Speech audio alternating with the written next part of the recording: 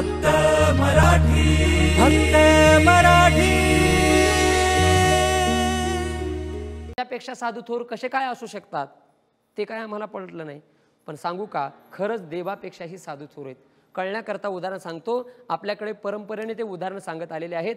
एकदा गोष्ट अशी घडली, पृथ्वीवरल्या संपूर्ण विद्वान लोकांची सभा भरली, विद्वान लोकांची. आणि त्या विद्वान लोकांच्या सभेमध्ये चर्चेचा विषय होता की जगामध्ये सगळ्यात मोठं सगळ्यात थोर कोण, चर्चेचा विषय. मग त्यावेळेस पहिला विद्वान उठला आणि त्याचं त्याने मत मांडलं. तो म्हटला सबसे बडी पृथ्वी. तो काय म्हटला, सगळ्यात बडी पृथ्वी. पण ते विद्वानाची सभा होती.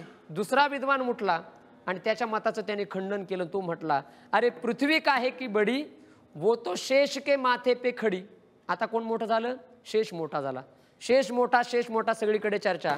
तिसरा विद्वान उठला आणि म्हटला अरे शेष काहे का बडा, वो तो भगवान शंकर के गले में पडा. आता कोण मोठं झालं, भगवान शंकर, भगवान महादेव मोठे झाले.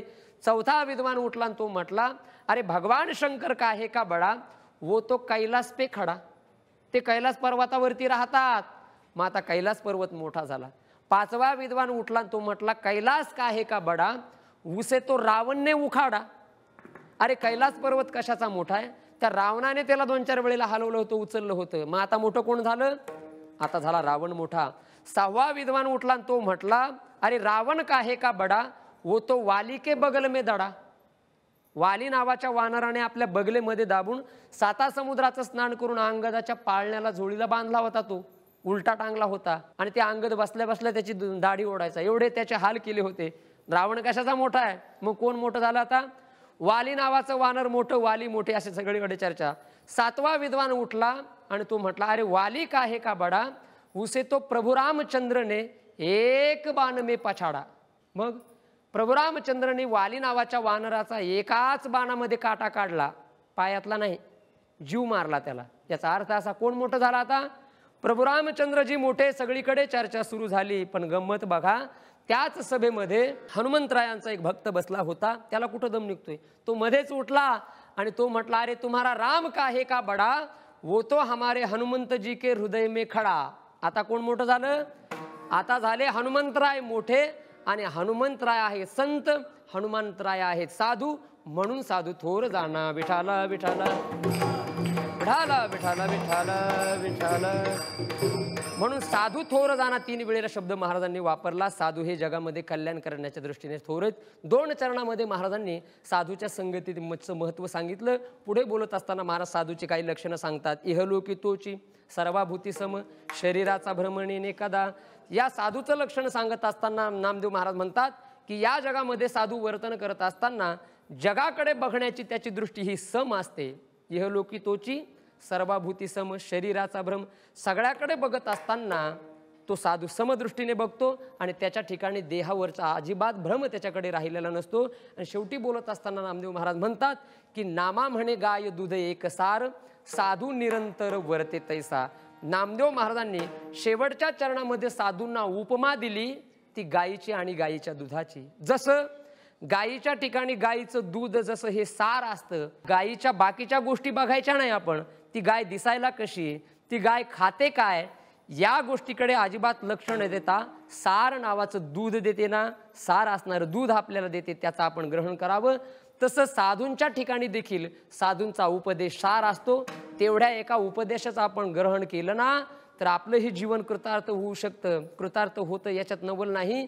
आपण देखील संत पदाला प्राप्त होऊ शकतो. साधूंचा जर उपदेश आपण घेतला, साधूंच्या शब्दावरती विश्वास जर आपण ठेवला. विठाला विठाला विठाला विठाला विठाला विठाला. या अभंगाच्या माध्यमातून श्री संत नामदेव महाराजांनी संतांच्या संगतीचं महात्म्य आणि संतांची काही महत्त्वाची लक्षणं सांगितली. त्याचं व्यवस्थित चिंतन करण्याचा प्रयत्न आपण या ठिकाणी केला आहे. देवाने जशी बुद्धी दिली तसं या ठिकाणी चिंतन करण्याचा प्रयत्न केला. झालेली सेवा देवाच्या चरणी समर्पित करून याच ठिकाणी सेवेला पूर्णविराम देऊ. मोठ्या प्रेमाने एकदा वारकरी संप्रदायाच्या नियमाप्रमाणे मधलं भजन होईल. ज्ञानोबा शेवटी माऊलींचं भजन होईल आणि कीर्तन सेवेला पूर्णविराम देण्यात येईल. विठोबा रखुमाई, जय जय विठोबा रखुमाई, विठोबा रखुमाई, विठोबा बार खुमाई विठोबार खुमाई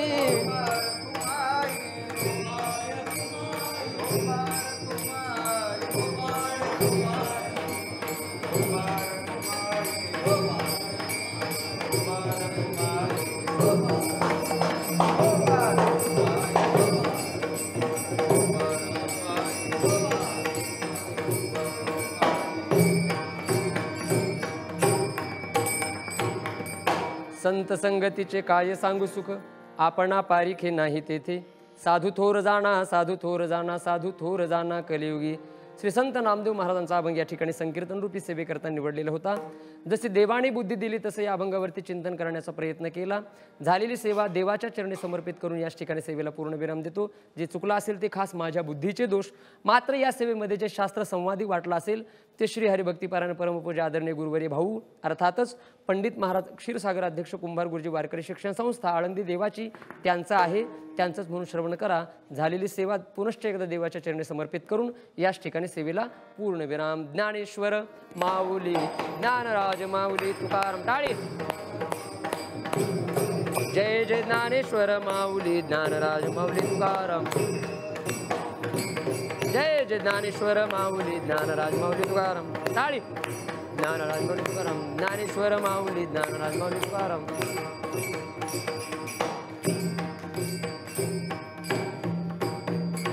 विठ्ठल जय जय विठ्ठल.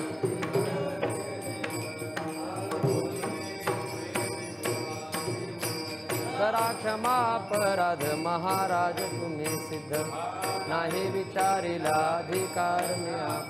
करा क्षमा अपराध तुका म्हणे ज्ञानेश्वरा राखा पायापैकी करा. करा क्षमा अपराध महा ज्ञानदेव तुकाराम